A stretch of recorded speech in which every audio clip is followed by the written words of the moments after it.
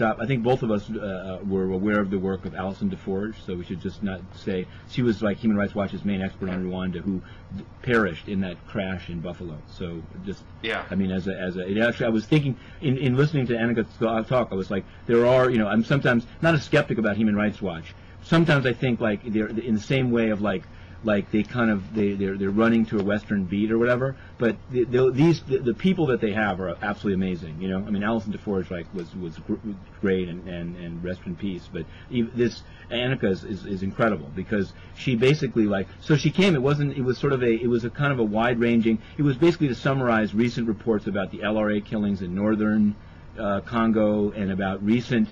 You may know that at least on paper, the Rwandan troops being allowed into Congo to chase down Hutu militia. That's supposedly over. There was a ceremony held yesterday to celebrate the departure of the Rwandan troops. Many people are skeptical that they've actually left, but seriously, because they didn't actually complete the job. The FDLR are still around, and according to Human Rights Watch, recently killed 100 civilians in sort of retaliation for having been targeted. So it's all kind of murky. But what it really is that the president of the Congo, Joseph Kabila, is under a lot of pressure, even from his national assembly, to get foreign troops out of the country. So they made a big point of saying the foreigners are all leaving by the end of February. But it's in a strange way, and this is where I give Human Rights Watch credit for sort of like really going to the places, getting the names and the numbers. I wish they had better access in like Sri Lanka, because when they do these reports, they really get the numbers. And their thing is sort of like in both cases, the FDLR in the Kivu, eastern Congo, and the Lord's Resistance Army in northern Congo, these attacks have kind of like stirred up a hornet's nest, or the word that she used was, it's like wounded lions, but they haven't finished off either group.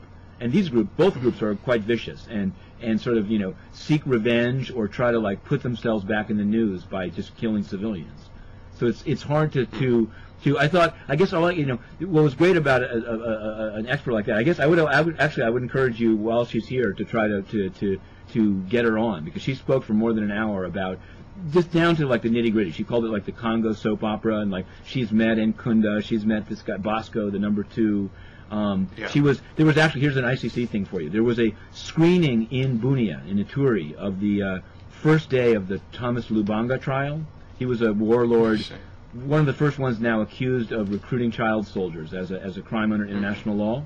So he's been sitting in The Hague waiting for a trial for some time, and the trial started recently. It started just a week and a half ago. Yeah, Ocampo made the opening arguments.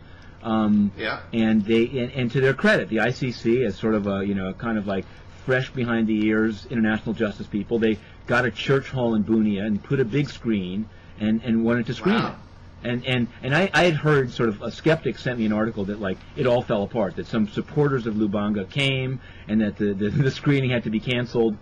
She was there, so she said it wasn't. She said it was very exciting because there were definitely supporters and detractors of this, warlord that attended. You couldn't. It's not like the person didn't have supporters. You know what I mean? I mean, actually, that's always sort of funny in these things. Joseph Kabila himself is quite indictable. You know what I mean? That's all I want to say is I understand that just because justice isn't equal everywhere doesn't mean you don't have to do something. But it does look strange when in the case of the Congo, all of the ones that have been indicted are opponents of the president.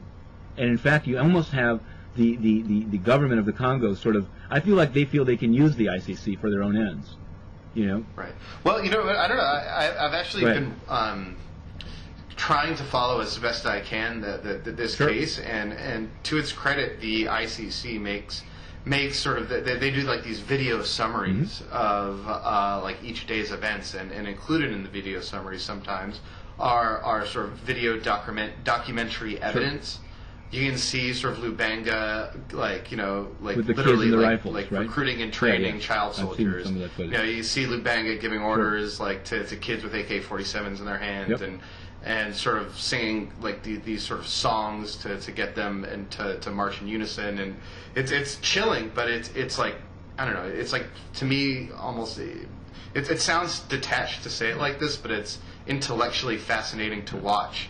Sort of how a modern day war crimes trial actually works. You have these guys in like optically speaking, you know, you have these people, these men and women in these like robes in a really high tech looking courtroom in The Hague, showing video of field in Bunia with 12-year-olds of a field far away, with you know, subtitles and it's I don't know, it's fascinating. Yeah, no, absolutely. I've seen, no, and I think it is. Again, I don't. It's not to be too much of a skeptic, but I just want to. Since she was there, that's what I thought was good. In part, I think the report that I'd seen that somehow the ICC screwed up wasn't quite the truth, but it ended up going to the same place because the hall wasn't big enough and too many people wanted to see it, and there were, according to her, there were these students, some of whom were UPC or Lubanga supporters, outside the hall saying let them in.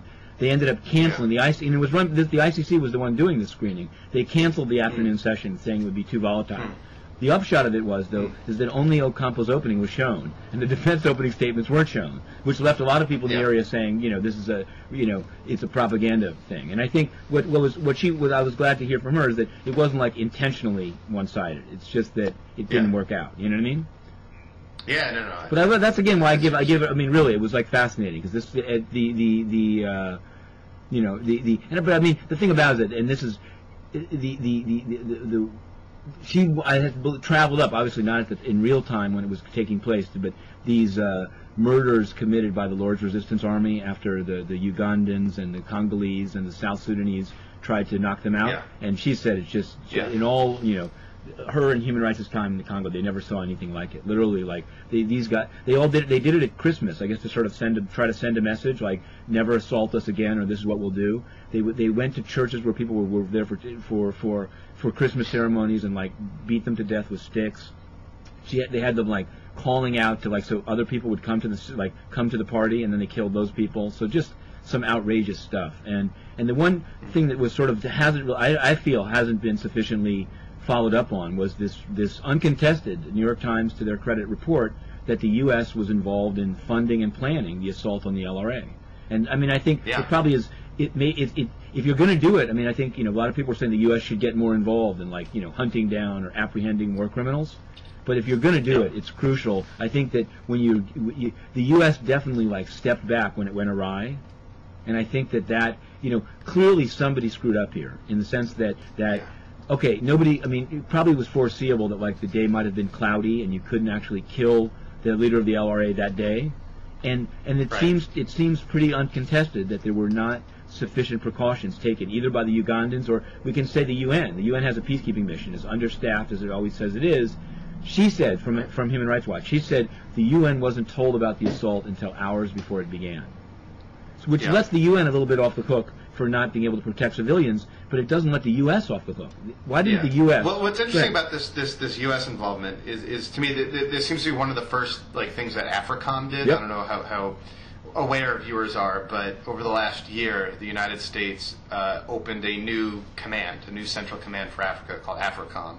Prior to that, all of Africa fell under sort of the European command, but now it sort of has its own command. And it's brand new, and then they're saying they're going to sort of try to do things a little differently with AFRICOM. They're going to, I think a civilian is the number 2 person there, and they're trying to do a little more humanitarian work, some more state building, just sort of try to do more than simple sort of traditional military assistance, but try to add some civilian elements as well, which is all noble, and you know, I'm all for. But this was sort of AFRICOM's one of their first big actions, and it seemed to have been a failure. So I don't think it augurs well for this sort of new experiment. Right, and I think exactly that's why I also meant there was just sort of a failure to follow up, because it's really striking to me that, like, you know, this idea that and I'm, you know, I may, when it was said, like, and Doctors Without Borders came out with a report saying that the UN peacekeepers were